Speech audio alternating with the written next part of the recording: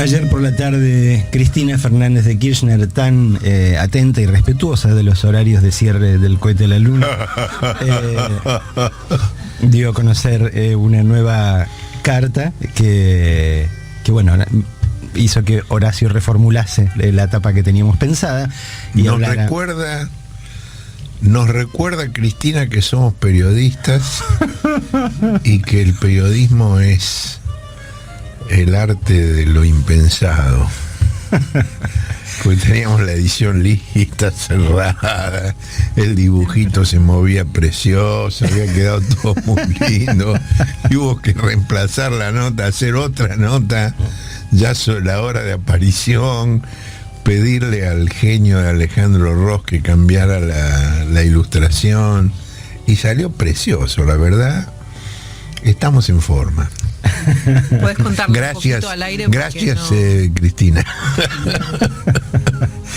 Bueno, y esto ahora se llama El fondo y la lapicera. ¿Por qué, Horacio Rubisky? Bueno, porque la carta de Cristina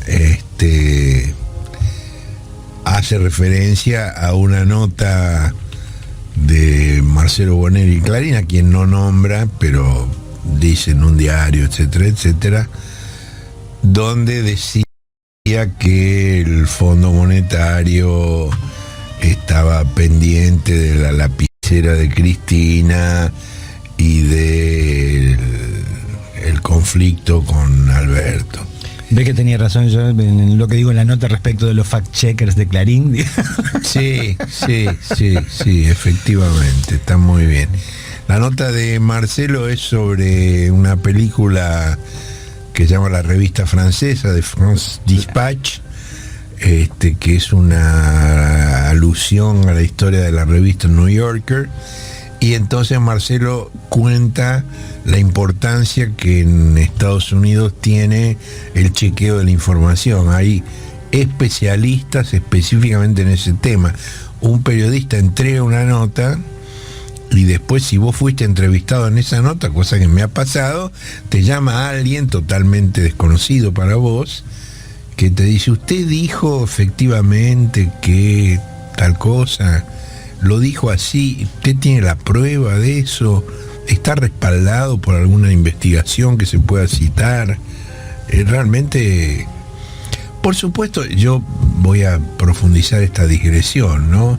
Eso no quita que el periodismo de los Estados Unidos haya sido absolutamente obsecuente con los distintos gobiernos que embarcaron al mundo en guerras horribles, y con la práctica de la inserción o el empotramiento o el embedding, como se prefiera llamarlo. Digamos, han tenido periodistas disfrazados de militares junto con los militares para contar una historia oficial que una y otra vez el tiempo posterior demuestra falsa.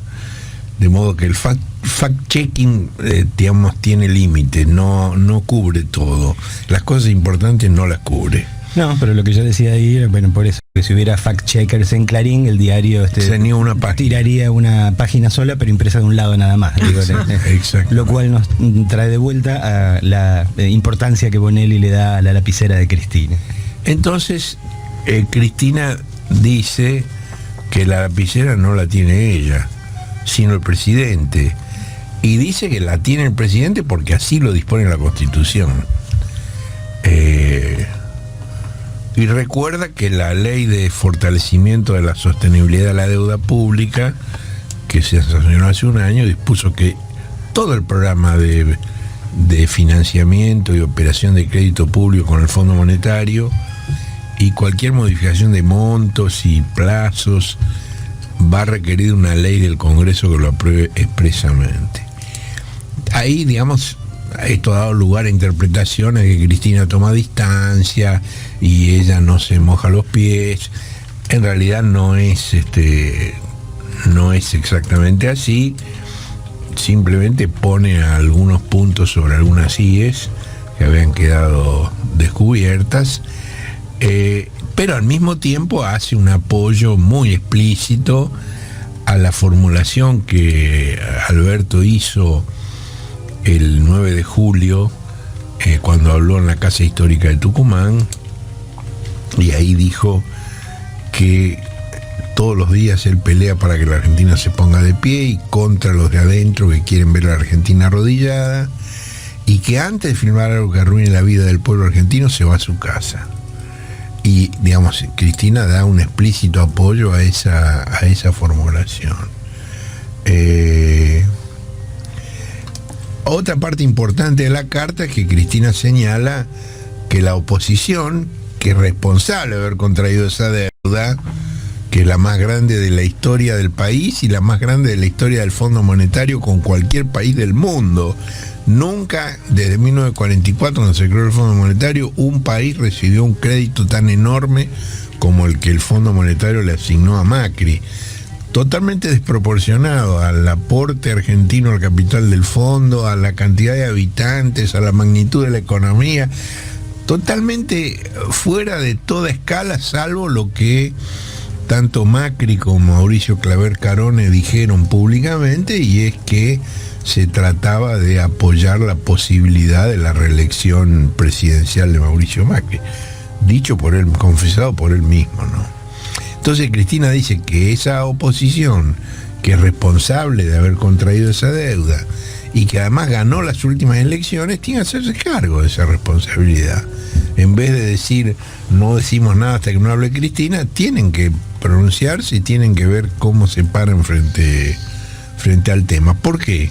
Y dice, porque la definición que se adopte y que se apruebe puede llegar a constituir el más auténtico y verdadero cepo del que tenga memoria para el desarrollo y crecimiento con inclusión social en nuestro país. Y aclara, por las dudas, que no está hablando de desconocer deudas, que el peronismo y específicamente el kirchnerismo siempre ha pagado a lo largo de la historia las deudas que generaron otros gobiernos, y dice que como legisladora y presidenta siempre voté de acuerdo a mis ideas y convicciones, lo que no pocas veces me deparó algún que otro inconveniente.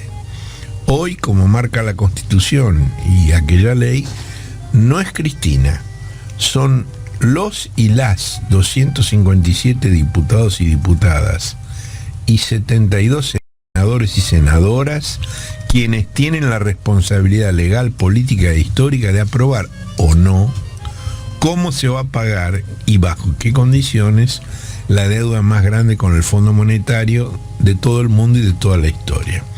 Hasta ahí la carta de Cristina. Ahora, yo agregué algo que no está en la carta de Cristina, pero que es fundamental para contextualizar esto, y es los puntos que según el Poder Ejecutivo ya están prácticamente acordados con el Fondo Monetario y que formarían parte, digamos, de ese acuerdo. El acuerdo son 12 puntos. El acuerdo se firmaría antes de fin de año. El país no tendría que pagarle nada al Fondo Monetario antes de 2024. Es decir, que habría 3 años para un crecimiento de la economía antes de empezar a pagarle al Fondo Monetario. Recordemos que además está la deuda con los privados, que ha sido refinanciada. La Argentina se ha ahorrado 37.800 millones de dólares, pero de todos modos es otro fangote de guita que también hay que pagar. La Argentina podrá usar los 4.300 millones de dólares de la última ampliación de los derechos especiales de giro que hizo el Fondo Monetario. El Fondo Monetario, debido a la pandemia, hizo una ampliación de derechos especiales de giro, que es la moneda del Fondo Monetario que se otorga a los países miembros, por 650.000 millones de dólares, proporcionalmente al capital de cada uno en el fondo. Y a la Argentina le tocaron 4.300 millones de dólares. Pero de esto ya pagó aproximadamente la mitad en una deuda al fondo, y tiene antes de fin de año otro vencimiento equivalente. Ahora, esos fondos fueron otorgados por el Fondo Monetario a todos los países miembros para paliar las consecuencias de la pandemia. Ahora, la Argentina los está usando para pagar deuda, cosa que, ustedes recuerdan, se había discutido mucho para qué tenía que ser esa guita. Y hubo muchas críticas al gobierno por haber usado esa guita para pagar deuda con el fondo. Pero parte de lo que se está negociando y de lo que el gobierno considera que va a ser aprobado por el fondo es que cuando se firme el convenio, el acuerdo, el fondo le va a devolver esa guita a la Argentina, de modo que esos 4.300 millones de dólares se van a poder usar para el desarrollo económico, paliar las consecuencias de la pandemia, de la crisis social, etcétera, etcétera, etcétera. No va a haber exigida por el fondo ninguna reforma previsional ni laboral, que son los dos grandes fantasmas.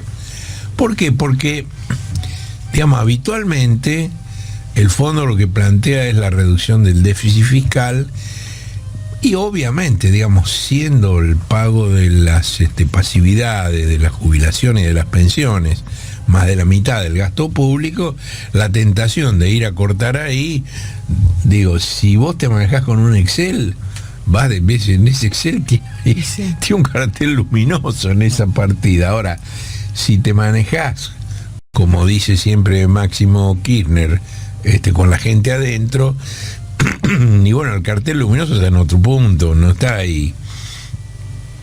Entonces, no va a haber ese tipo de reforma previsional ni laboral en contra de los derechos de los jubilados y de los trabajadores, que es lo que había hecho de la Rúa, por ejemplo. ¿Se acuerdan cuando Gerardo Morales y Patricia Bullrich eran ministros de la Rúa, que rebajaron 13% nominal las jubilaciones y los salarios estatales?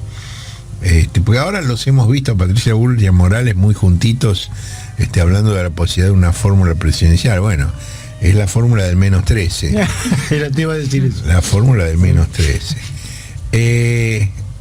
En cambio, va a aumentar cada año, por eso es plurianual. Casi hago un lapsus tremendo. Pero viste que mi inconsciente corrige a mi inconsciente. Exacto. No lo hice. Estuve a punto, pero no lo hice. Va a aumentar cada año el presupuesto dedicado a salud, educación e infraestructura, obras públicas.